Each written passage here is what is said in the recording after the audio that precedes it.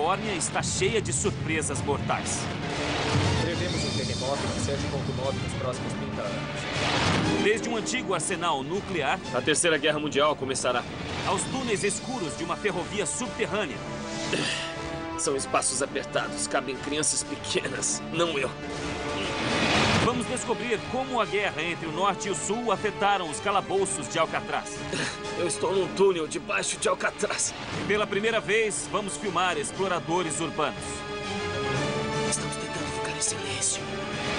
Estamos em busca de aventura. Em cidades ocultas. São Francisco, debaixo da terra.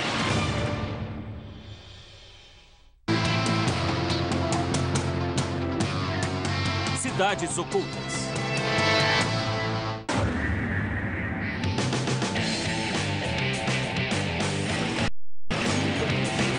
Oi, eu sou Don Wildman e estou em São Francisco, na Califórnia, uma cidade à beira da destruição desde que foi fundada e que é conhecida como o Meca dos hippies, artistas e novos milionários. Mas se investigarmos um pouco, descobriremos o lado sombrio da cidade. Fortalezas da Guerra Civil, abrigos da Segunda Guerra Mundial e áreas de lançamento de mísseis nucleares defendem a cidade dos invasores há mais de um século. São Francisco, na Califórnia, é rodeada pelo Pacífico por 3 lados. Há décadas, seus portos representam riqueza, uma ameaça mortal e um vigia feroz. Não há prisão mais infame no mundo do que Alcatraz. Por décadas, ela abriga os criminosos mais perigosos do país. Mas sua reputação como penitenciária de segurança máxima é apenas parte da história.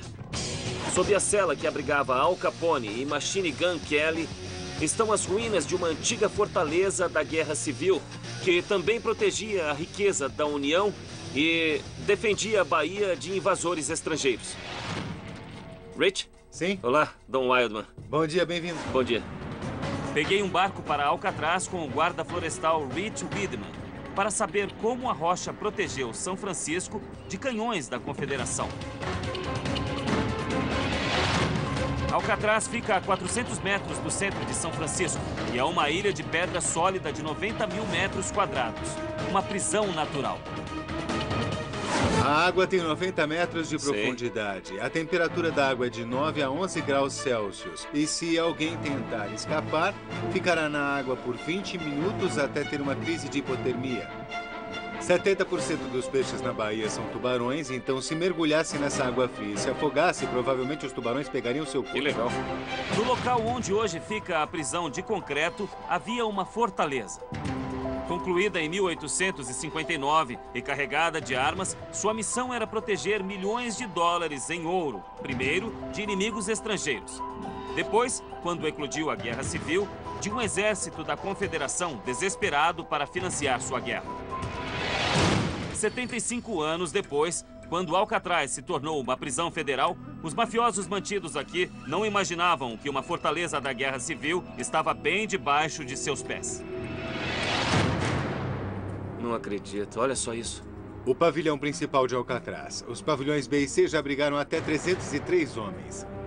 Há 3.036 celas. É uma prisão relativamente pequena para os mais perigosos. Sim, era o fim da linha. Podemos dizer que aqui em Alcatraz se ficava isolado de todo o sistema penitenciário federal. E bem de frente para a Bahia estavam bem próximos da liberdade. Até conseguiam ouvir a campainha dos bondes de São Francisco e sentir o cheiro do chocolate Girardelli e do café Hills Brothers. Então nós vamos entrar em uma área proibida para visitantes. Ela é protegida por uma fechadura original como a da prisão federal. Pegue um capacete e vamos lá para baixo. Olha só para isso. Nós vamos descer para o subterrâneo de Alcatraz, nos calabouços de uma das mais importantes fortalezas do país.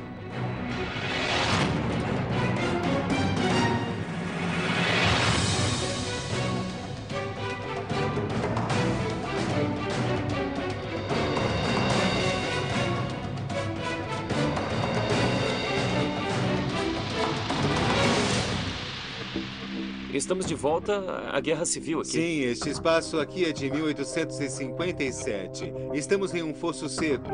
Este é o lado externo do fosso, bem aqui. A fortaleza original era uma cidadela com 3 andares de altura, 104 canhões, um fosso seco ao redor e 2 pontes levadiças. Os 2 primeiros andares eram cobertos de janelas para atiradores. 432 soldados se aquartelavam no local. E o porão da casa de guarda também servia de prisão para dezenas de confederados prisioneiros de guerra. Aqui é a última área para defesa. Se alguém atacasse Alcatraz, teria de entrar na ilha e passar pelos canhões para chegar até aqui. E ainda haveria esta última área de defesa. Uma pessoa teria comida e água para alguns meses aqui se precisasse. Essas defesas não eram exageradas.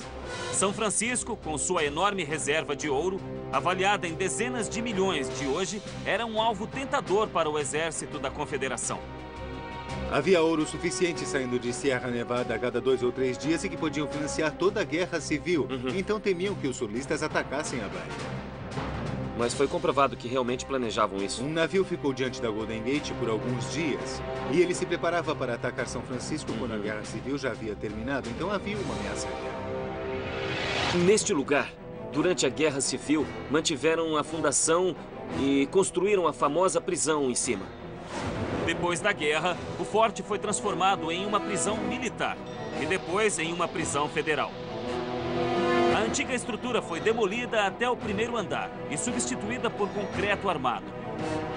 Essas áreas de segurança máxima a 3 metros de profundidade se transformaram em celas de isolamento conhecidas como buracos. Inicialmente, essas salas foram construídas para serem depósitos de armas. Sei. Mas quando se transformou em uma prisão federal em 1934, essas áreas receberam grades e se transformaram em calabouço. Nossa. E essas eram as celas. Ficavam aqui na escuridão até 24 horas por dia, mas lembre-se de que aqui era o fim da linha do sistema penitenciário. Se fizesse besteira em Alcatraz, você acabava aqui. Entendi. De prisioneiros da Guerra Civil aos mafiosos dos anos 30, houve mais de 14 tentativas de fuga por homens tão perto da liberdade que sentiam seu gosto. Nossa, olha só pra isso. É uma espécie de túnel de drenagem. Provavelmente um esgoto. Dá pra sentir a maresia entrando por aqui. Deve ligar com o lado externo.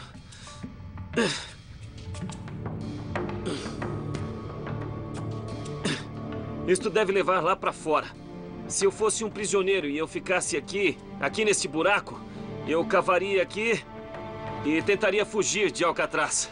Mas para mim era mais fácil escapar do que para um prisioneiro desesperado. Eu tinha meu kit da SWAT. Só para terem uma ideia de como isto é apertado. Bom, eu tô no breu total aqui. Se eu não estivesse, eu teria uma ideia melhor de como este lugar é apertado e é muito claustrofóbico. Mas eu não consigo ver nada, então isso não importa. Só vocês podem ver nesta câmera infravermelha.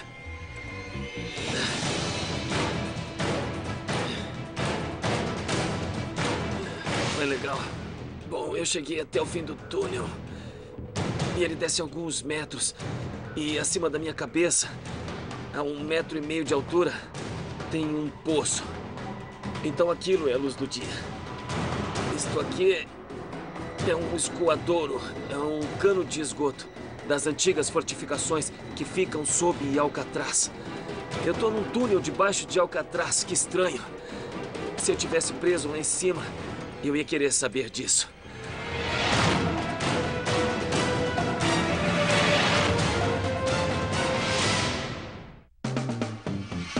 Está o programa que te mostrará como funciona um controle remoto, como voa.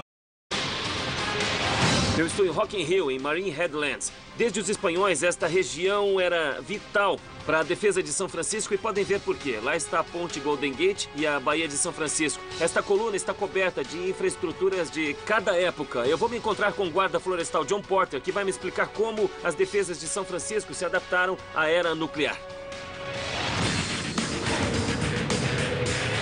John? Oi, Dom. Como vai? John ia me levar a um abrigo da Segunda Guerra Mundial que fora transformado em área de lançamento de mísseis nucleares. É uma parte do subsolo de São Francisco que podia ter iniciado a Terceira Guerra Mundial. E quase o fez. Imagina só, eu tô num lugar que é de ultra alta segurança. A gente pode ver essa região, mas ela é protegida por cães de guarda, por guardas militares, por todo lado, e não dá para entrar aqui. Em 1951, a União Soviética e a China entraram em uma corrida armamentista e os Estados Unidos tiveram de agir rápido, fortificando suas principais cidades, incluindo São Francisco. As bases aéreas de mísseis Nike eram os mais fortes sistemas de defesa antiaérea. Seu único propósito era identificar aeronaves invasoras que possuíam armas nucleares e destruí-las com ogivas, antes que atingissem seu alvo. E por 20 anos, este local secreto em São Francisco estava pronto para fazer isso. Então, o que é isso? Estes são os radares. Havia 5 radares no topo de Wolf Ridge. E estas são as vans de bateria de controle, os computadores. Se aviões russos ou chineses fossem detectados pelo radar, os computadores direcionariam as ogivas nucleares a 45 quilômetros no ar, explodindo as bombas e sua mortífera carga nuclear. Então é daqui que comandavam o show? Sim, os computadores estão ali. A tecnologia pode parecer primitiva, mas era suficiente para incinerar o mundo. Que Deus nos livre, mas se houvesse um ataque, o que aconteceria aqui? Bem, a primeira coisa que fariam seria pressionar esse botão, a sirene. Sei. Mandaria todos os soldados para seus postos. Nossa. Seria um momento assustador. As bases aéreas de mísseis Nike foram a resposta americana a uma ameaça crescente. Mas talvez fosse uma ameaça ainda maior armazenar 5.000 quilos em mísseis nucleares a menos de 15 quilômetros de uma grande metrópole. Um movimento em falso e São Francisco, o estado da Califórnia e grande parte do litoral ocidental seria história. O arsenal nuclear que podia ter condenado a humanidade foi guardado no subterrâneo.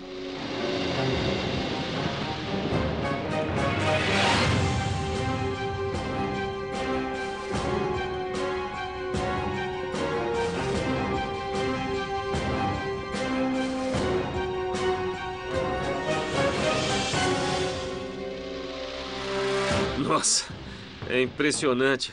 Olha só para isso. O que são mísseis Nike? São mísseis Nike Hércules. Caramba. E parecem ser bem letais, né? Há 12 mísseis individuais nesta base. Uma das 12 que havia na Baía de São Francisco. No auge da Guerra Fria, havia 280 bases de mísseis Nike super secretas enterradas pelos Estados Unidos. Nossa, eles estão armados? Não, Que bom. tudo aqui está inerte. Ah, tá. Mas este aqui foi completamente restaurado e é igualzinho ao míssil Nike Hércules. São enormes. E qual é a velocidade deles? Este viaja a 3.000 quilômetros por hora. Esse tem 3,5 vezes a velocidade do som. Sério? Que nem um caça? Quer dizer, é mais rápido. Bem mais rápido. É como uma bala. E este míssil de 3.000 quilos voltaria para a Terra totalmente descontrolado. Sério? Por isso lançariam com um ligeiro ângulo. E sobre o oceano? Em qualquer lugar, menos aqui. Esta é a parte Esta perigosa, é a né? ogiva. Da taja vermelha até o final. Pra quê? Essa é a ogiva. Há uma arma nuclear W-31 aqui dentro. E ela tem 40 quilotons. 40 quilotons. Compare isso com a bomba de Hiroshima. Hiroshima era de aproximadamente 14 quilotons. 14. Então isso é 3 vezes mais poderosa do que a bomba atômica que conhecemos. Exatamente. Quando um alvo fosse identificado pelo radar e confirmado por um avião de reconhecimento, os mísseis seriam erguidos até a superfície, mirariam o alvo e seriam lançados. Todos dentro de um raio de 400 metros seriam mortos pelas ondas sonoras. A 150 decibéis, a força literalmente grudaria a pele nos ossos. O míssil percorreria 50 metros em 20 segundos, diretamente para cima, depois giraria a 180 graus e cairia, detonando no centro da formação de bombardeio. Então, literalmente, haveria uma explosão nuclear na atmosfera. Uma grande explosão nuclear. Nossa. Minutos após a primeira explosão, cairiam sobre a cidade partículas radioativas nucleares bem piores do que as de Hiroshima. Dependendo do clima, até 25% da população morreria de envenenamento por radiação dentro de poucos meses. Nos anos 70, essas armas mortíferas ficaram ultrapassadas, e foram substituídas por mísseis balísticos intercontinentais, que não dependiam de aviões e pilotos para direcioná-los a seus alvos. Eles podiam ser lançados a 5.500 quilômetros de distância. Foram gastos bilhões de dólares para desativar as bases de mísseis Nike pelo país. Esta é a única perfeitamente conservada em estado de prontidão. Um testemunho de como a Guerra Fria era precária. Foi o período mais perigoso da história deste país. Sério? E nós chegamos bem perto em várias ocasiões. E isso quando? Na crise dos mísseis cubanos. Me explica a crise dos mísseis cubanos de 1972. Como era este lugar naquela época? Este lugar estaria no mais elevado estado de prontidão. É mesmo? E por quanto tempo? Era a condição de defesa 1. Então, todos os militares se encontravam em estado de prontidão elevado. Isso é DEFCON, Sim. é o que eu tô pensando. Sei. É. Então, com o DEFCON 1, qual era a diferença do que estamos vendo aqui? Todos estavam em seus postos e todos os mísseis estavam prontos para serem lançados. Há um botão do holocausto nuclear. Exatamente. Quantas pessoas morreriam? O que aconteceria nesses lugares? Bem, na costa leste havia cerca de 50 milhões de pessoas. Sei. Todos seriam destruídos. 50 milhões de pessoas seriam dizimadas em apenas um dia. Sim. Junto com mais 50 milhões do outro lado. E então aumentaria. Portanto, o mundo poderia ser destruído em uma única batalha, é isso? Se a guerra esquentasse, é bem provável que esse fosse o cenário. E isso fica ainda mais presente quando se está ao lado das armas que seriam usadas. Então, no cenário de um pesadelo, a equipe de lançamento teria de puxar isso. Este é o trilho lançador. Eu consigo fazer isso sozinho, o que é uma coisa incrível, porque são 5.000 quilos de mísseis nucleares. Ele virá até aqui. John, vai em frente, mostre para nós.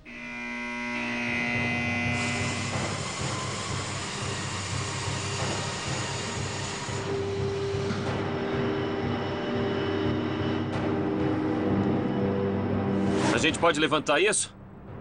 Ah, legal. Lá vai.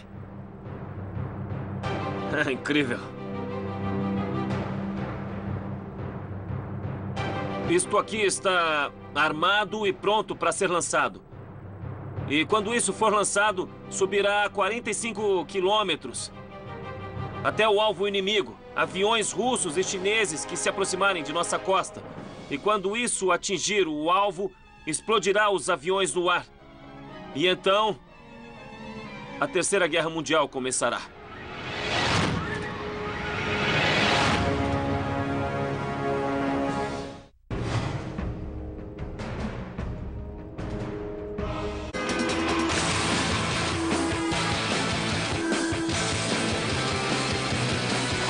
Até o final dos anos 1840, São Francisco era um pequeno assentamento com uma paisagem inóspita. Mas em 1848, o ouro foi descoberto em Sierra Nevada e dezenas de milhares de pessoas invadiram a cidade.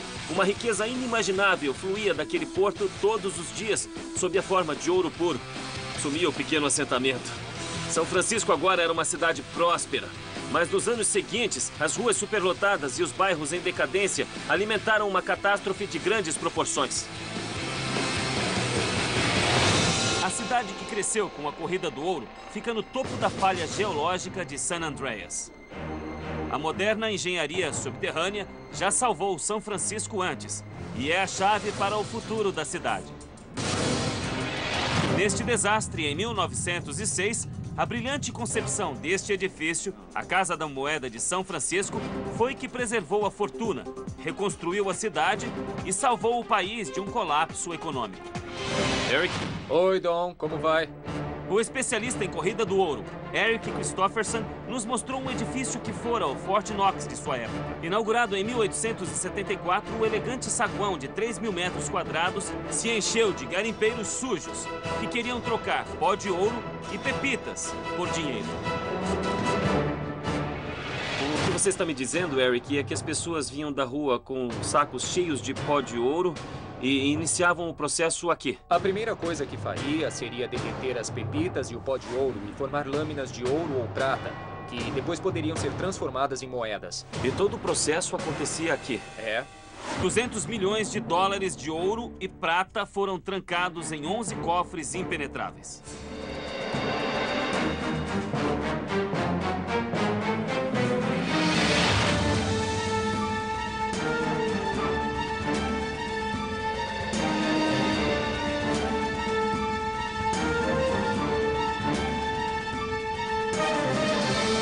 Vamos lá, tente abrir as 2 primeiras portas. Tá bom.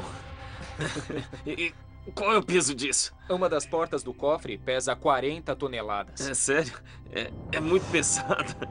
Caramba. Pronto. Pronto. Vamos entrar. Tá. Nossa.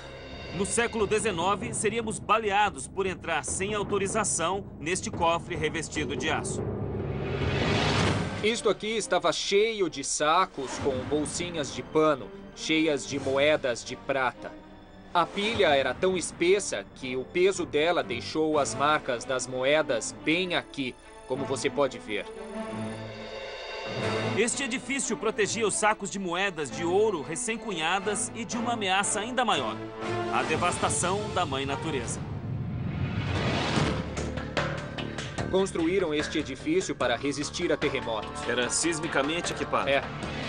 Primeiro, a terra sob a construção foi substituída por camadas de areia molhada e seca. No caso de um terremoto, a areia absorve os choques e protege o edifício. Uma tática tão avançada que ainda é muito utilizada por engenheiros sísmicos.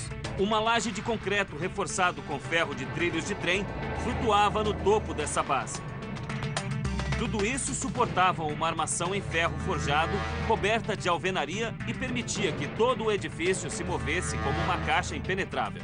Todas essas precauções da engenharia foram testadas no dia 18 de abril de 1906.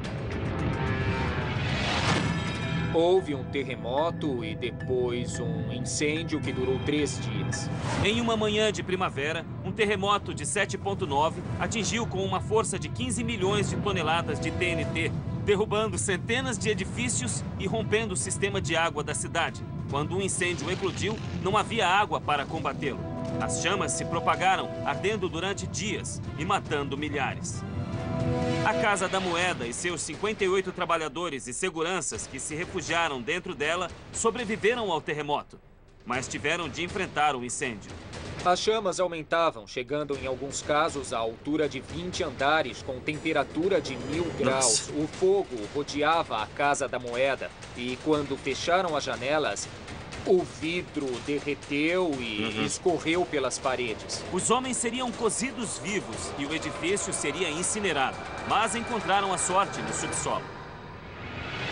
Em 2 locais diferentes havia poços artesianos. Esses poços foram ativados uma semana antes do terremoto de 1906. Sério? Utilizando a água de seus poços, os funcionários da Casa da Moeda apagaram o incêndio em torno do edifício, conservando uma grande fortuna em ouro e prata e evitando uma crise financeira nacional.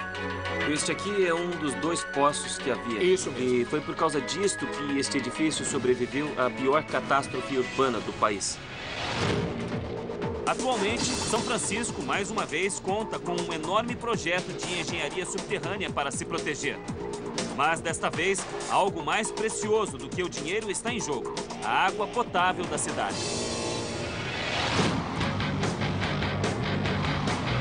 São Francisco recentemente concluiu a construção de um enorme reservatório subterrâneo no bairro Sunset, que faz parte de um projeto de 65 milhões de dólares de atualização sísmica do sistema de água. O sistema suporta um terremoto na proporção de 7,9 e nós somos a última equipe de TV a ter acesso antes que o local receba milhões de litros de água.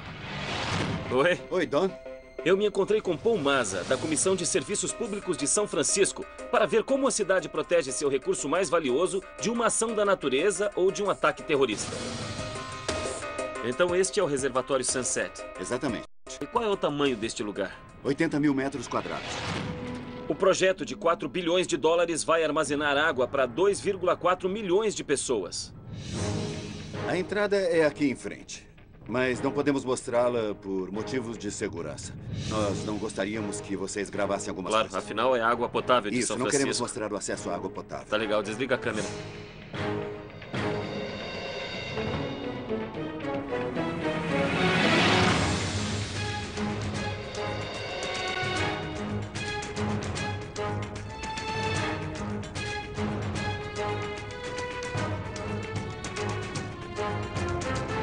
Nossa.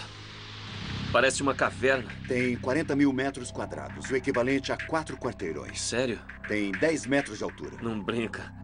E isso vai ficar cheio de água. Exatamente.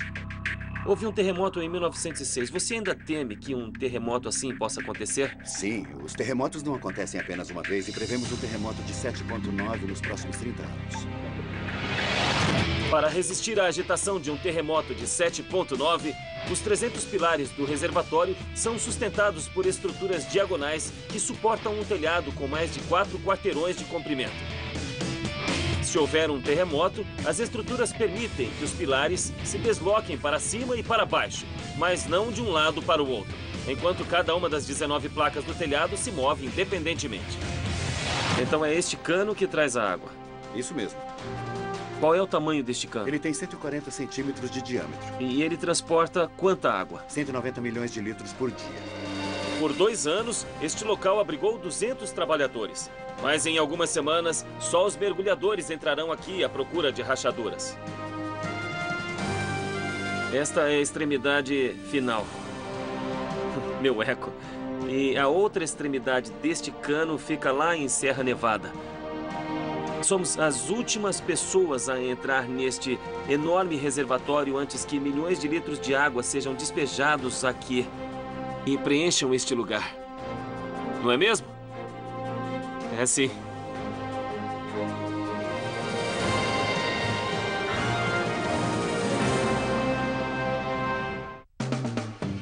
Aqui está o programa que te mostrará como funciona. A febre do ouro na Califórnia atraiu milhares de imigrantes chineses de todo o Pacífico. Alguns ficaram ricos, mas a maioria teve de se virar nos bairros pobres de São Francisco, em um labirinto de pecado e vício, escondido debaixo das ruas. No fim do século XIX, o subterrâneo de Chinatown era um emaranhado de túneis de carvão, passagens e 4 quilômetros de túneis de esgoto. Acima havia cortiços e hordas de homens. Trabalhadores que fugiam da fome e dos desastres da China. Políticas de imigração racistas que impediam os homens de trazerem suas famílias e se fixarem nos Estados Unidos impossibilitaram a entrada legal de mulheres. Então, elas eram contrabandeadas como escravas. Meninas eram obrigadas a trabalhar como empregadas ou prostitutas. Mas algumas encontraram a liberdade com a ajuda de uma mulher chamada Donaldina Cameron e de um conjunto de túneis que se transformaram nas rotas clandestinas da costa oeste.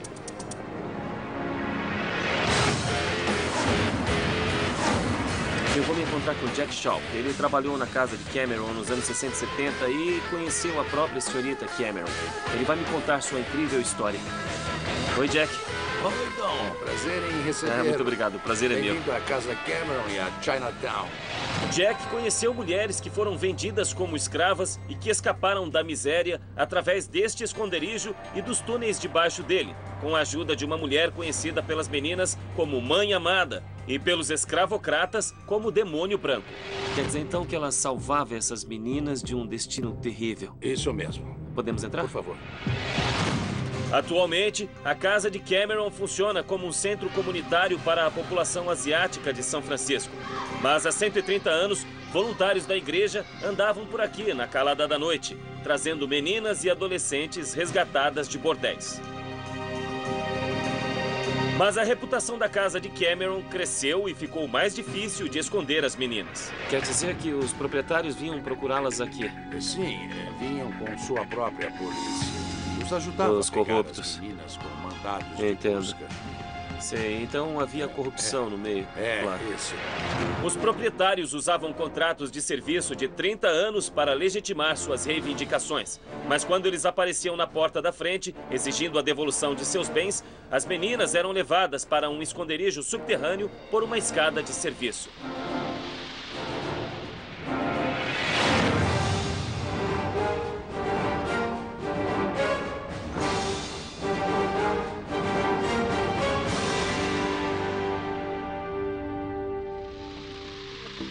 O que é isto? É uma calha de carvão. Se o edifício fosse revistado por causa de uma menina, ela se esconderia no túnel. Eu posso olhar lá dentro? Por favor.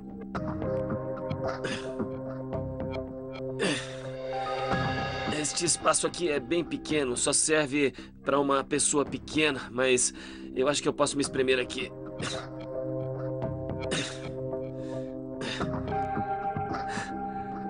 Nossa, é bem apertado. A rua passa bem aqui em cima de nós, certo? E o porão fica aqui, embaixo da rua. Na verdade, isso aqui é um túnel de carvão. Uma criança pequena, com certeza, passaria por aqui. Eu vou descer mais. Até o porão. Vamos ver o que eu encontro. Certo. São espaços apertados. Só cabem pequenas crianças. Não é pra mim. Mas em alguns momentos, havia até 10, 15 crianças neste lugar. Se eu fosse uma das meninas que foram resgatadas aqui e fosse colocada aqui nesse lugar, dentro dessa parede, enquanto meu destino era decidido, eu ficaria aqui bem quietinha. A criminalidade e a superlotação na Chinatown do século XIX eram perfeitas para um desastre. Mas no século XX ficou ainda pior, sob a forma de uma epidemia mortal. Na virada do século, no mesmo ano em que a senhorita Cameron usava os túneis para resgatar as crianças, Chinatown foi atingida pela peste bubônica. O bairro foi colocado em quarentena e isolado, e o único modo de romper o cerco era através dos túneis e encanamentos por baixo das ruas. A primeira vítima da peste bubônica morreu em 1900. Com medo da má repercussão, o governo da Califórnia decidiu encobrir a situação, escondendo evidências e cadáveres fora da zona de quarentena. Alguns dos túneis utilizados nesta operação ainda são usados atualmente. O especialista em saneamento urbano, Don Spears, vai me levar para dentro do esgoto. Posso dar uma olhada ali? Sim. Vou me preparar, tá bom? Claro. Por dentro de Chinatown.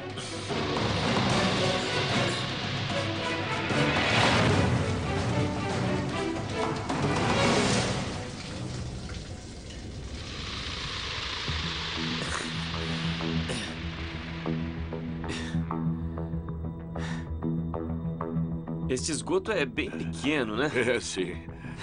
Qual o tamanho disto?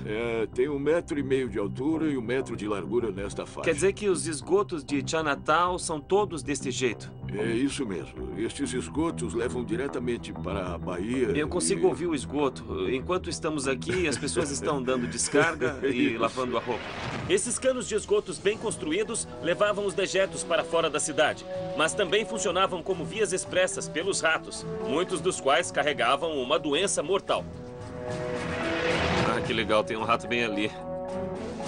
Então a peste bubônica vinha de pulgas, é isso? Correto, isso era um transmissor. E as pulgas eram dos ratos? Isso. E os ratos ficam nos esgotos? Isso mesmo. Então... E eles migravam. Quando um rato morre e o seu corpo esfria, as pulgas saem à procura de outro hospedeiro. Os ratos podem ter causado a praga, mas foram as pessoas que lhe deram continuidade. Em vez de tratar o foco, elas tentaram negar, eliminando discretamente os cadáveres das vítimas da peste. Escondidos da vista e conectados ao porto, os esgotos se tornaram um lixão macabro. Então, se por acaso precisasse tirar um corpo daqui de Chinatown, você o tiraria pelos túneis? Sim, era o caminho mais fácil. Cadáveres bem embrulhados eram baixados através de bueiros e prendidos em uma placa. A placa era colocada sobre trilhos que corriam pelos túneis estreitos. Como os túneis eram em declive, era fácil empurrar o peso morto 700 metros até ao fim da linha, o Porto de São Francisco. E os corpos nunca mais eram vistos. Tem alguma ideia de quantas pessoas morreram de peste? A contagem foi feita pelo número de corpos encontrados. Eu acho que foi uma centena, mais ou menos, mas não há como contar os que não foram encontrados. O isolamento e o racismo causaram muito sofrimento humano aqui em Chinatown. E para vivos e mortos, a única saída era o subterrâneo.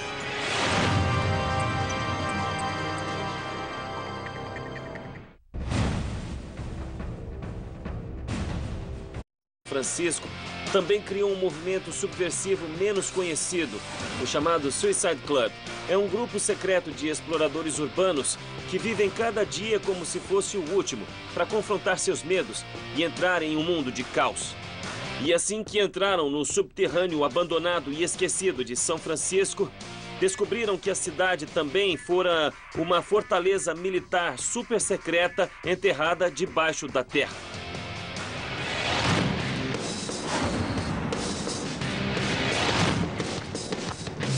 Eu vou me encontrar com um cara chamado John Law, um dos membros originais do Suicide Club. Ele vai me levar para um dos subterrâneos mais secretos da cidade. Na verdade, eu não estou autorizado a saber onde estão. Oi? E aí, como é que você tá? Eu sou o Don. John Law, muito Como prazer. vai? Por quase uma década, John e seus companheiros se divertiam desafiando a autoridade e ultrapassando limites.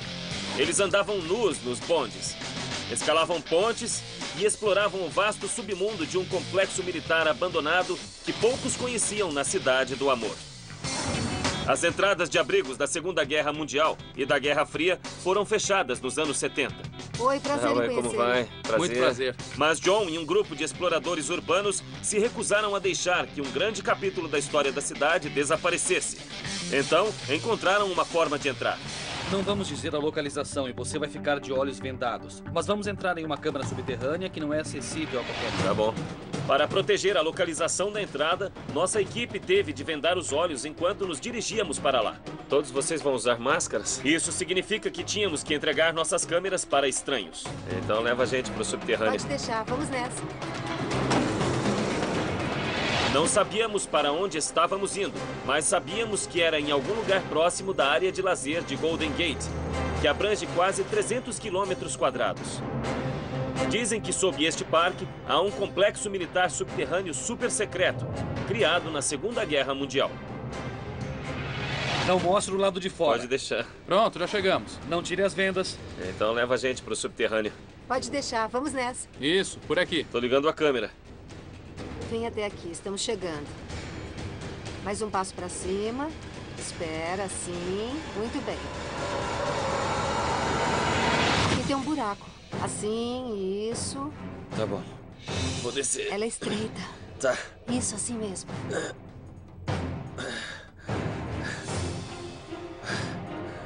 Pronto. Nossa, não podia ser mais apertado. Boa sorte. Tá bom. Adeus, Dom. Tá.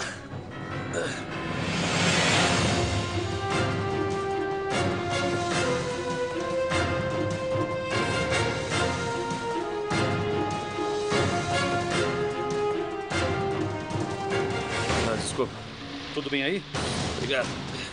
Tá, tudo bem. Nossa. Nós descemos uns 10 metros. O lado de fora é ali e eu não sei onde estamos. Mas isso vai descer mais.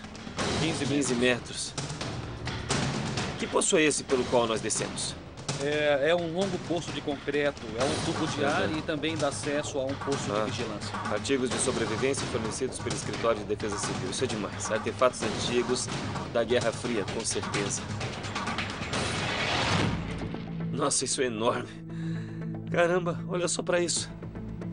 Então esta base militar era bem grande, né?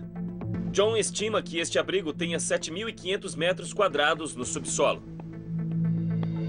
Estamos vendo estruturas para transporte de materiais, então esta base militar era bem grande, né? Sim, fazia parte de um complexo militar que se estendia por muitos quilômetros.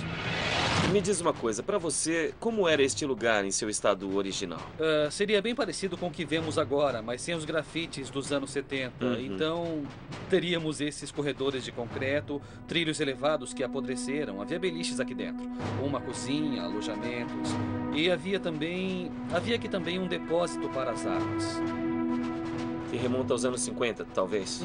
Eu não sei o período, eu não quero ficar chutando, mas acho que foi entre os anos 40 e 50, mais ou menos.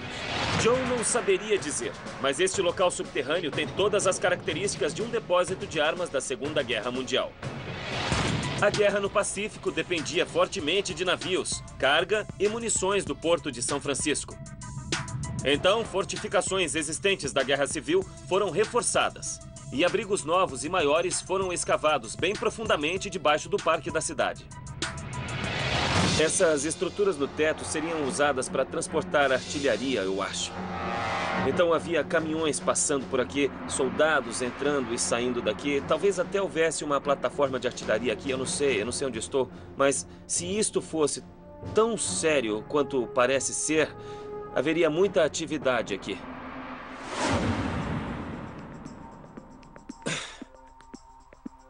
Então, quando você começou a explorar o subterrâneo nos anos 70, ficou surpreso com a quantidade de infraestruturas militares em São Francisco? Ficamos surpresos, mas depois de explorar por algum tempo, conhecemos vários abrigos de diversas épocas. Alguns até possuíam túneis dos anos 1860. E esta parte do país sempre foi vista como um dos principais alvos. Com certeza, São Francisco era um alvo. Alguém tinha que se livrar dos crimes. A entrada. O que é que tem lá em cima, hein? Dali em cima fica o tubo de ar que vai até o posto de vigilância. Eu posso ver? Sim. Pode me ajudar? Claro. Aí.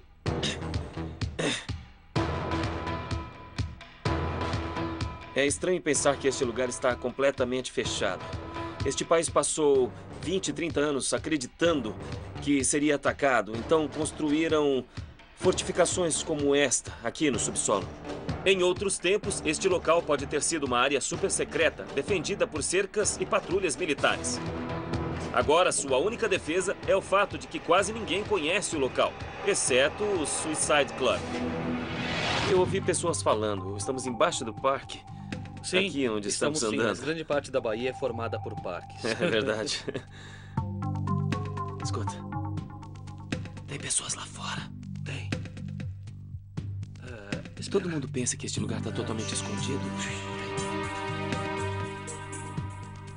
Dá uma olhada ali. Vai em frente, apague a luz. Vem.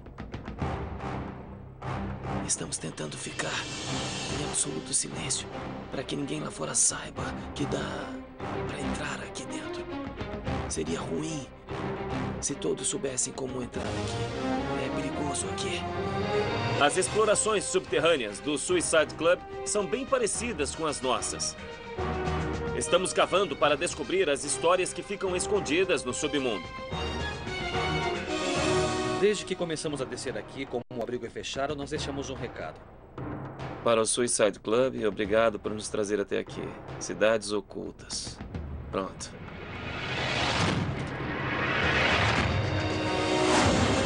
Em São Francisco, a prosperidade sempre andou lado a lado com a brutalidade e a catástrofe. Terremotos, incêndios e pragas.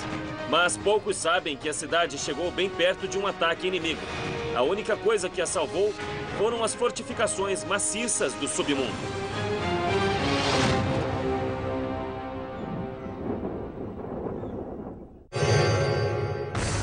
Agora, Cidades Ocultas, as trincheiras de Hitler. Depois, Mundos Perdidos.